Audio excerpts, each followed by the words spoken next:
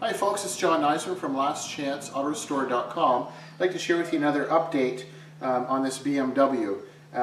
In the previous video I called it a 1972 and then I called it a 73, so I apologize. It's a 1972 BMW 202 model. In our last video we were talking about the grille and we showed you the slats and what we have done. So now nice progress. The guys were able to fix all of the gremlins with the wiring, so we now have low beam, high beam, we have marker lights, signal lights, four-way flashers, and all of the lights are working as they should be. So you can see now, quite attractive looking now that it's starting to come together. We have our famous BMW center kidney type grille. We've got the headlight surrounds and grille now in place. You can see the marker lights, they're now operational. We've rewired and fixed the fittings and connectors, so they're all working fine and installed. And then we cleaned and painted the bumper brackets, and they're, other than dusty, they're going to be ready for the front bumper installed. So that's the front of the car, and as we come this way, you'll see the wraparound marker light.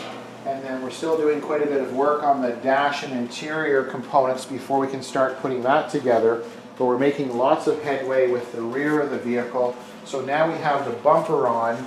I think I might grab a light because we're kind of in a shadow here, so I apologize for that. It may not come up as well with the camera. So now we have the rear bumper installed. We had the marker lights in earlier. We've now cleaned the tail lights, repaired all of the wiring, the bumper brackets, they were cleaned and painted and installed. We have our nice 202 insignia in the back filler panel. So now with the tail lights and marker lights and bumper, it's coming along quite nicely. So love this style of car, and once we start getting the chrome accents on and the trim, it's going to look quite smart. So just a quick little update. So once again, this is the 1972 BMW 202 model, and we'll continue to share with you more progress as it continues. There's one last thing I wanted to share. We thought we had an issue with the water pump on it when we started the car the other day. We sent the radiator in to get re-cored and repaired properly. We noticed a substantial amount of rust on the water pump. So I thought it'd be a good idea to remove it, check the impeller, make sure everything is okay. So there was a play in the bearing itself, but then here's a perfect example of why it is a good idea to remove water pumps and take a look at the condition. So we've got some really interesting buildup of stuff. There's lots of corrosion.